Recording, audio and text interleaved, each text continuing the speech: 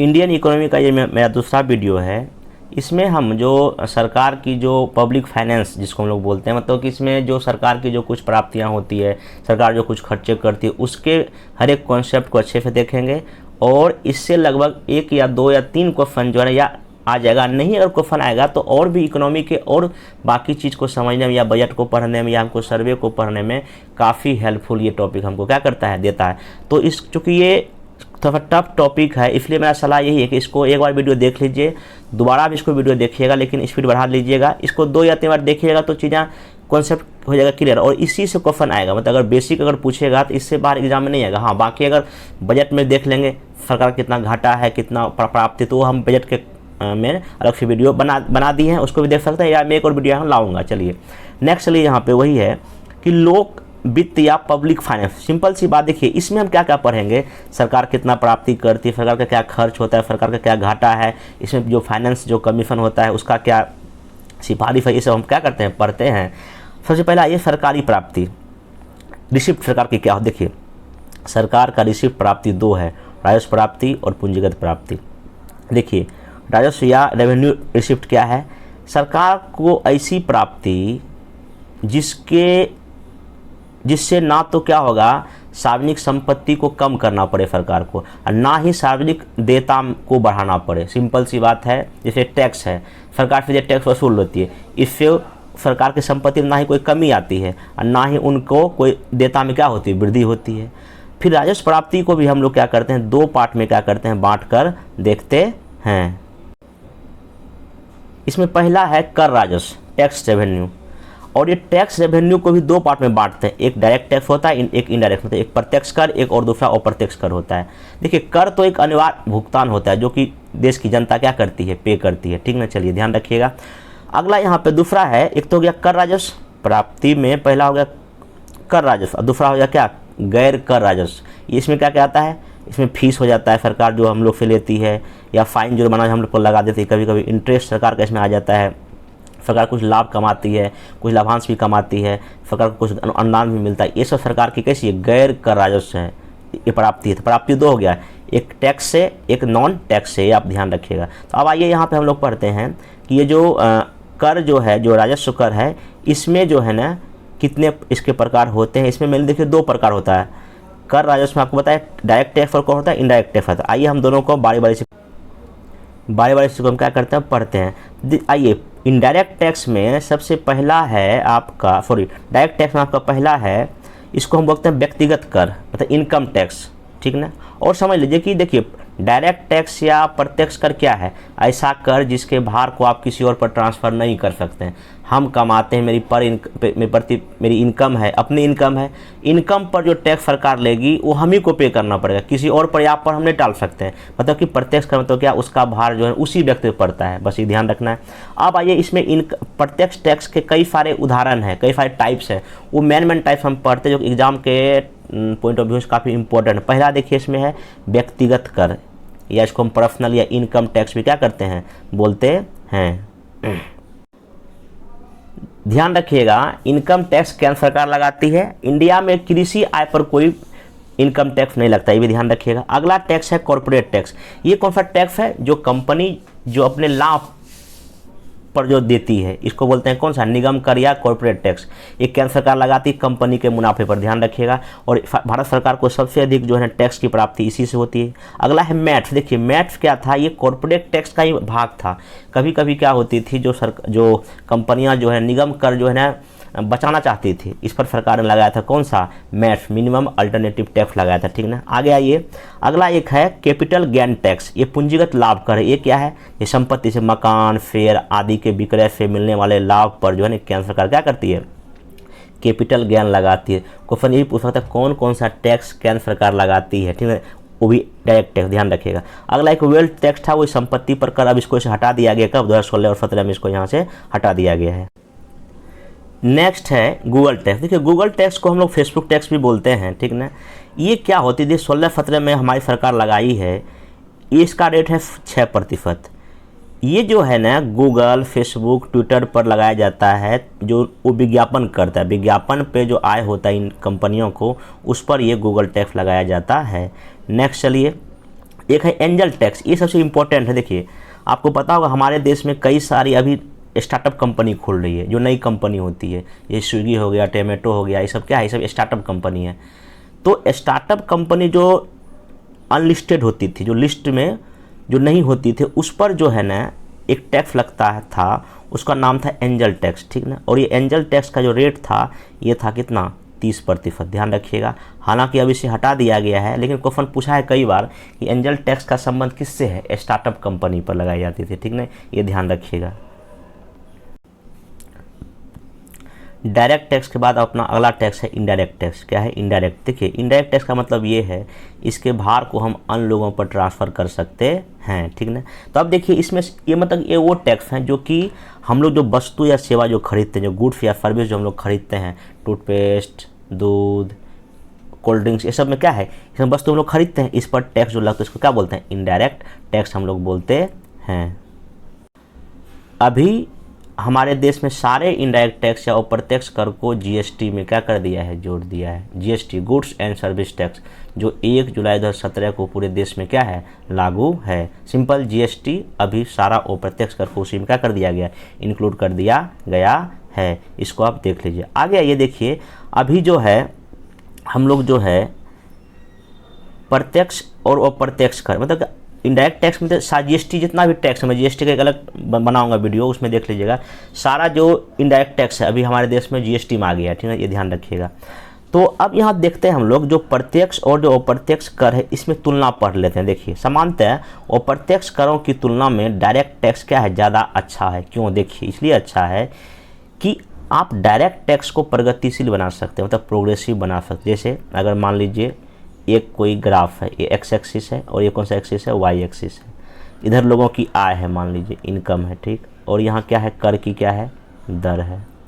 लोगों की अगर आय बढ़ेगी तो मान लो आप टैक्स भी क्या कर सकते हैं, बढ़ा सकते हैं। मान लीजिए आय है 5 लाख, 5 से 10 हो गया, 10 से फिर कितना हो गया, 20 हो गया, 20 से 30 हो गया, 30 से 40। तो जैसे लोगों की आय बढ़ेगी तो आप टैक्स का रेट भी क्या कर सकते हैं, बढ़ा सकते हैं। तो प्रत्यक्ष टैक्स को आप प्रोग्रेसिव बना सकते हैं, ये ध्यान रखिएगा। इसके विपरीत आप इनडायरेक्ट टैक्स को प्रोग्रेसिव नहीं बना, ये प्रतिगामी होता है, मतलब कि ये रिग्रेसिव होता है। मतलब कि अगर मान लीजिए अगर आप अप्रत्यक्ष कर का वैल्यू बढ़ाओगे तो इनडायरेक्ट टैक्स का प्रभाव तो सब पर पड़ेगा, अमीर गरीब सब पे पड़ेगा।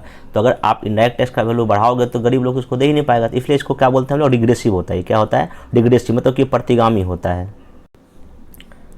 डायरेक्ट टैक्स इसलिए अच्छा होता है, इसका दूसरा कारण ये है कि देखिए डायरेक्ट टैक्स किसी भी वस्तु और सेवा की कीमतों को प्रभावित नहीं करता है, लेकिन जब आप इनडायरेक्ट टैक्स अगर घटाओगे बढ़ाओगे, ऑब्वियस सी बात है वो वस्तु और सेवा को क्या करेगा, प्रभावित करेगा। तो इसलिए जो है ना कहा जाता है कि प्रत्यक्ष टैक्स जो है ना अच्छा है, क्योंकि इसको सरकार प्रोग्रेसिव क्या कर सकती है, बना सकती है।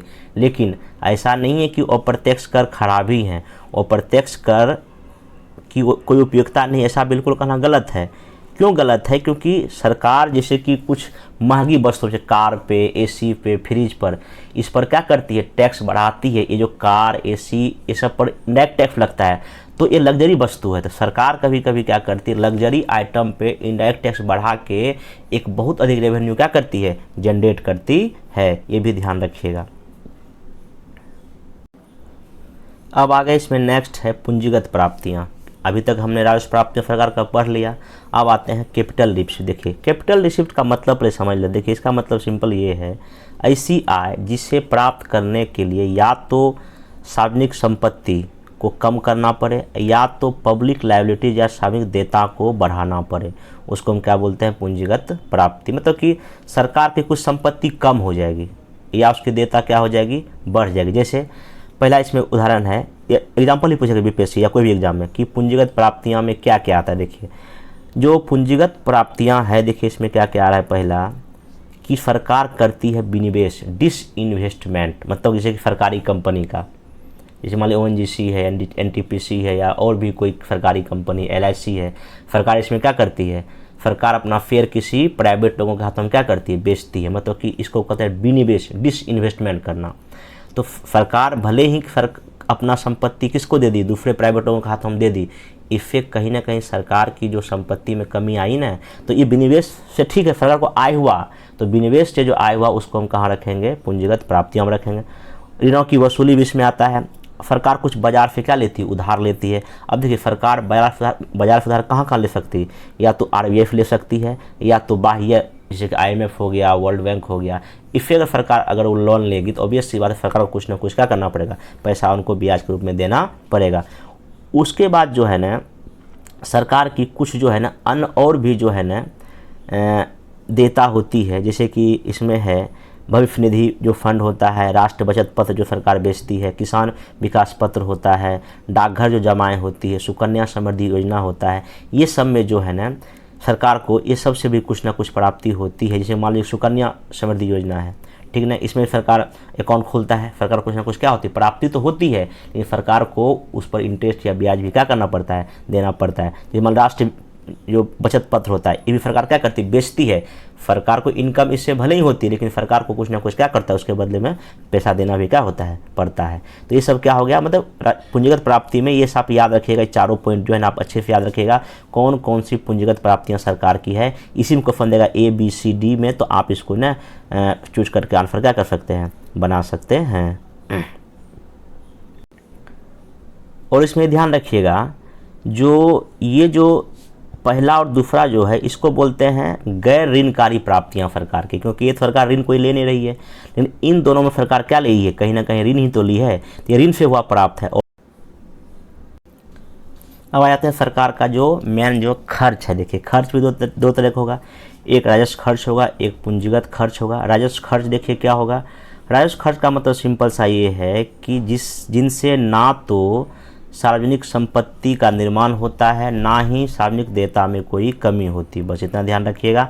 अब देखिए इसमें क्या क्या एग्जाम्पल है, क्वेश्चन यही पूछेगा कि सरकार का राजस्व खर्च में क्या क्या शामिल होता है। देखिए पहला इसमें सरकार जो ब्याज भुगतान करती है वो शामिल होती है, सरकार जो सब्सिडी देती है हम लोगों को, जैसे कि अनाज पे देती है सब्सिडी, अनुदान जो सरकार देती है, ग्रांट जो देती है, वेतन या जो पेंशन देती है, किसानों को जो ऋण माफ़ी करता है, ये सब सरकार क्या है, ये सब सरकार का जो है ना राजस्व क्या है, खर्च है। ये राजस्व खर्च आप याद रख लीजिए, सरकार के कौन कौन से राजस्व खर्च है ये याद ही करना पड़ेगा, और कोई उपाय नहीं है। बाकी समझने का तो समझ लीजिए, ये सब सरकार का राजस्व खर्च है। अगला इसमें है पूंजीगत खर्च। देखिए पूंजीगत खर्च का मतलब देखिए वही है, इस खर्च से या तो संपत्ति का निर्माण होगा या तो देयता में क्या होगा, कमी आएगा।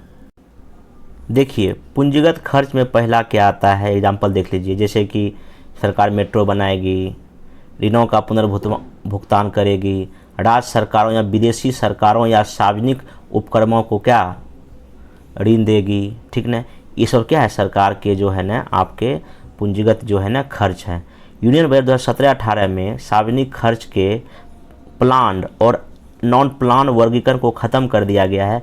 इस वर्गीकरण को 1987-88 में क्या किया था, लागू किया गया था। देखिए पहले सरकार जो है ना अपने जो खर्च को जो है ना प्लान योजनागत और गैर योजनागत व्यय में बांटती थी, लेकिन अब जो है ना इसको क्या कर दिया गया, ख़त्म कर दिया गया है। अब जो इसकी जगह देखिए क्या लाया है सरकार ने, सरकार जो है ना अपने खर्च को पहले जो है ना जो प्लान और नॉन प्लान रखती थी, अब उसके जगह स्कीम और नॉन स्कीम, मतलब कि कुछ कार्यक्रम और गैर कार्यक्रम में क्या किया है, इसको बांटा है। देखिए तो सिंपल समझिए कि सरकार जो खर्चे को अभी दो भाग में बांटा है, पब्लिक जो खर्चा है उसमें एक है स्कीम, दूसरा है क्या, नॉन स्कीम। देखिए स्कीम में दो चीज़ है, एक तो है सेंट्रल स्पॉन्सर्ड स्कीम, केंद्र प्रायोजित योजनाएं हैं, एक है सेंट्रल सेक्टर स्कीम है, ठीक ना, ये ध्यान रखिएगा। दूसरा नॉन स्कीम में सरकार खर्चा क्या क्या करती है, इंटरेस्ट जो पेमेंट सरकार देती है, सब्सिडी जो देती है सरकार, सैलरी जो पेंशन देती है, डिफेंस में जो खर्चा सरकार करती है, ग्रांट देती है, ठीक ना। तो ये सब जो है ना सरकार अभी नॉन स्कीम में क्या करती है, इसको रखती है। और स्कीम में दो ही, केंद्र प्रायोजित योजना और सेंट्रल सेक्टर स्कीम, ये बात आप ध्यान रखिएगा। मतलब कि अब जो है सरकार ये दो पार्ट में जो है ना खर्चे को दिखाती है अपने बजट में। अब नेक्स्ट आइए कुछ हम इसके बेसिक टर्म को पढ़ते हैं कि सरकारी घाटे। देखिए पहला पूछेगा एग्जाम में डायरेक्ट कि राजस्व घाटा क्या होता है। सिंपल सी बात है, खर्च ज़्यादा हो जाए प्राप्ति क्या हो जाए, कम हो जाए। खर्च मान लीजिए 100 रुपया हो गया, प्राप्ति आपका कितना है 90 रुपया है, तो 100 रुपया क्या हो गया, घाटा हो गया। ये आसान टॉपिक है ये। अगला इसमें एक इम्पोर्टेंट टॉपिक है, पूछेगा कि प्रभावी राजस्व घाटा क्या होता है। देखिए ये क्या होता है, जो आपको राजस्व घाटा हुआ है उसमें से राज्यों और केंद्र शासित प्रदेशों को जो आप ग्रांट दीजिएगा वो घटा दीजिए, जो आएगा उसी को हम क्या बोलेंगे, प्रभावी राजस्व घाटा। ये आप ध्यान रखिएगा, ठीक ना।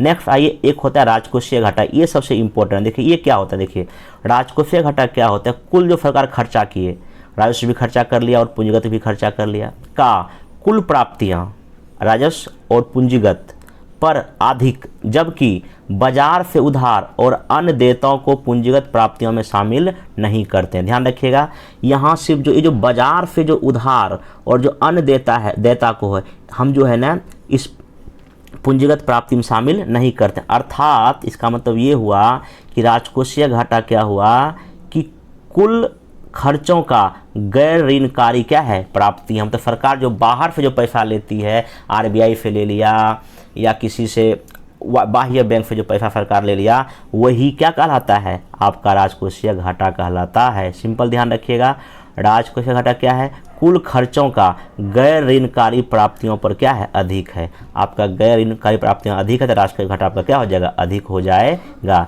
ध्यान रखिए, फिर से इसको देख लीजिएगा, एक कॉन्सेप्ट बहुत ही इंपॉर्टेंट, राजकोषीय घाटा क्या होता है, ठीक है। इसको एक दो बार वीडियो पॉज करके इसको देख लीजिए। मतलब कि राजकोषीय घाटा सिंपल क्या है, कुल सरकार खर्च किया और कुल प्राप्ति किया। लेकिन ध्यान, प्राप्ति हम क्या शामिल नहीं लेंगे, बाजार से जो उधार सरकार ली है उसको हम शामिल नहीं करेंगे। मतलब यही जो है आपका क्या है, राजकोषीय घाटा होता है। इंडिया में जो राजकोषीय घाटा की जो अवधारणा जो आया था वो सुखमय चक्रवर्ती समिति के सिफारिश पर 1997 में क्या हुआ था, आया था। ये ध्यान रखिएगा। इसके पहले सरकार क्या करती है, बजट घाटे का यूज करती थी। 1997 के पहले क्या करती थी, बजट घाटे का प्रयोग करती थी।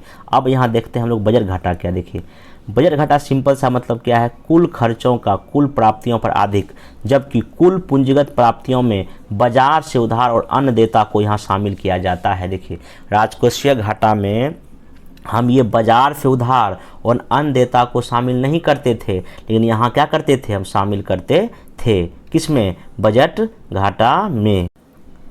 बजट घाटे को हम लोग जो है ना इसको मौद्रीकृत घाटा भी क्या कहते हैं, ठीक ना, क्योंकि इसके मूल्य के बराबर अर्थव्यवस्था में मुद्रा की आपूर्ति क्या हो जाती है, बढ़ जाती है। देखिए एक चीज़ और ध्यान रखिएगा, जब भी कहीं बजट घाटा होगा सरकार को तो क्या करेगी, केंद्रीय बैंक से उधार लेगी और केंद्रीय बैंक के पास पड़े हुए नगद शेषों को भी क्या करेगी, कम करेगी, या उससे लेकर सरकार अपने खर्चे को क्या करेगी, पूरा करेगी। ये बात आप जो है ना ध्यान रखिएगा। नेक्स्ट कॉन्सेप्ट है प्राथमिक घाटा। देखिए ये क्या होता है, प्राथमिक घाटा क्या होता है, जो राजकोषीय घाटा हुआ है उसमें से आप ब्याज भुगतान क्या कर दीजिए, घटा दीजिए, आपको प्राइमरी घाटा क्या हो जाएगा, निकल जाएगा। इतना आप कॉन्सेप्ट क्या कीजिएगा, ध्यान में रखिएगा। अब बेसिक टर्म पढ़ने के बाद अब इसमें आते हैं, एक नया पढ़ते हैं। इसमें देखिए एक है FRBM act, pixel responsibilities and budget and management act. ये 2003 में आया था। ये क्वेश्चन पूछ सकता है। ये 3 में पारित किया गया, लागू कब किया गया, जुलाई 2004 में लागू किया गया, ठीक ना। देखो जब ये लागू किया गया था तो क्या क्या, देखिए लक्ष्य क्या क्या फिक्स किया गया था उस समय। 2008-9 तक इंडिया के राजस्व घाटे को क्या करना है, शून्य करना है, और 8-9 के अंत तक राजकोषीय घाटा को GDP का 3% स्तर तक क्या है, लाना है। ये लक्ष्य रखा गया था 2004 में। लेकिन जो है सरकार उपयुक्त लक्ष्य को प्राप्त नहीं कर सका, क्योंकि 2008 में जो है ना अमेरिकी मंदी के कारण जो है ना ऐसा नहीं हो पाया था। ये ध्यान रखिएगा। लेकिन अभी भी देखिए ये FRBM एक्ट जो है ना अभी भी हमारे देश में क्या है, लागू है। अब नेक्स्ट इसमें आपका है वित्त आयोग। आपको पता होगा कि अनुच्छेद 280 के तहत हमारे देश में हर एक 5 साल में जो है ना वित्त आयोग का गठन कौन करता है, राष्ट्रपति करता है। और इस बार जो 15वां वित्त आयोग के अध्यक्ष कौन थे, NK सिंह थे। ध्यान रखिएगा। अब देखिए जो हमारे देश में जो वित्त आयोग जो सिफारिश करता है वो 2 तरह के पैसे का, मतलब केंद्र का हिस्सा राज्यों को जाए, इसमें 2 तरह का वो चीज़ ध्यान रखता है। एक ध्यान रखता है कितना वो लंबवत वर्टिकल पैसा दे रहा है और कितना क्या दे रहा है, हॉरिजॉन्टल दे रहा है। तो ध्यान रखिएगा जो 15वां वित्त आयोग है उसका जो है सिंपल सा जो है कि उसने ये सिंपल ये कहा है कि केंद्र सरकार जो है राज्यों को जो है 41% क्या दे, डायरेक्ट जो है ना पैसा दे, किसको? राज्यों को। ये ध्यान रखें, बीपीएससी एक बार 64 में शायद पूछ चुका था, उसमें 14वां वित्त आयोग सिफारिश दिया था कि कितना प्रतिशत पैसा जो है ना राज्यों को देने को कहा है वित्त आयोग ने, तो उस समय 42% था। इस बार कितना हो गया? 1% कम कर दिया गया, वो जम्मू कश्मीर की वजह से, ठीक है, ध्यान रखिएगा। 15वां वित्त आयोग एन के सिंह नाम की समिति थी, है अभी चल ही रहा है, और इसने जो है ना 41% तक जो है ना पैसा किसको? राज्यों को देने की सिफारिश दी है। उसके बाद देखिए इसमें जो है ना जो वित्त आयोग है, ये जो 36 हॉरिजॉन्टल भी जो है ना पैसा ट्रांसफ़र करवाती है। तो ये जो हॉरिजॉन्टल के लिए देखिए कौन कौन सा पैमाना लिया गया है, ये पैमाना आप एक बार देख लीजिए। देखिए इसमें जो पैमाना लिया है, इसमें देखिए इस बार जो पैमाना लिया है 15वां वित्त आयोग, पॉपुलेशन लिया है, डेमोग्राफिक परफॉर्मेंस लिया है, इनकम डिस्टेंस लिया है, एरिया लिया है, फॉरेस्ट एंड इकोलॉजी लिया है, और टैक्स क्या लिया है? एफर्ट लिया है। ये आप इतना आधार पे जो है ना हॉरिजॉन्टल जो है ना डिस्ट्रीब्यूशन करों में क्या हो जाएगा? किया जाएगा। ये ध्यान रखिएगा आप। इस प्रकार से जो पब्लिक फाइनेंस का जो टॉपिक था वो लगभग ख़त्म हो गया। अब एक इसमें जीएसटी बचा है। जीएसटी का मैं एक 10 मिनट का वीडियो का लिस्ट बता दूंगा, कौन कौन सा इसमें राज्य का टैक्स था इनडायरेक्ट, कौन सा इसमें सेंट्रल का इनडायरेक्ट टैक्स था, उसमें आपस में मर्ज करके कैसे कैसे क्या किया है वो आपका हो जाएगा। बाकी इस वीडियो को जो है ना आप एक बार 2 बार खास कॉपी में लिख लीजिएगा, खास कर जितना भी राजस्व घाटा क्या है, आपका जो है प्रभावी घाटा क्या है, राजस्व की सरकार की कौन कौन सी प्राप्तियां हैं, कैसे कैसे सरकार का खर्चा, एक बार देख लीजिएगा। क्योंकि देखिए ये थोड़ा सा टफ टॉपिक मैं बार बार बोल रहा हूँ, थोड़ा सा आप इसको एक या 2 बार वीडियो देखने का आपको चीज़ें याद रहेगा और एग्जाम में क्वेश्चन बन जाएगा। एग्जाम आपको क्वेश्चन क्या आ जाएगा? बन जाएगा, इतना विश्वास कीजिए। बाकी मैं नेक्स्ट वीडियो अपने बैंकिंग को इसमें लाऊंगा।